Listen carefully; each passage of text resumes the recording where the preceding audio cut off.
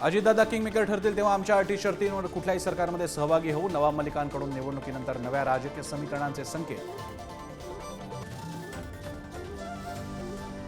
शरद पवार आणि भाजपतील सरकार स्थापनेच्या बैठकीला अदानीही उपस्थित होते। अजित पवारांच्या गौप्यस्फोटानं राजकारण तापलं। मविया सरकार पाडण्यामागे गौतम अदानी असल्याचा संजय राऊतांचा आरोप। ज्यांना पद शक्ती दिली ते गद्दार झाले। आंबेगावातील सभेतून शरद पवारांकडून दिलीप वळसे पाटलांचा समाचार। ज्यांनी गद्दारी केली त्यांना शिक्षा द्या, शरद पवारांचं मतदारांना आवाहन।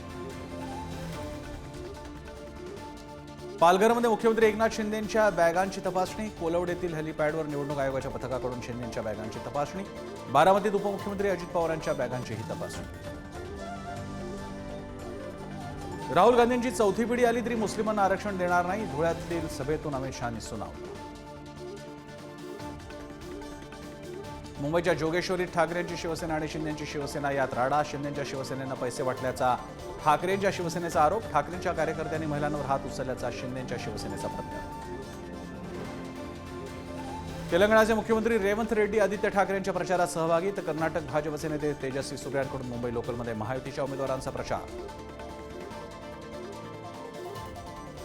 बुलडोजर कारवाईवाल्या राज्यांना सर्वोच्च न्यायालयाचा धक्का। बुलडोजर कारवाई चुकीची असल्याचा सर्वोच्च न्यायालयाचा निकाल। चुकीच्या पद्धतीने घर पाडल्यास नुकसान भरपाई मिळावी, न्यायालयाचा आदेश।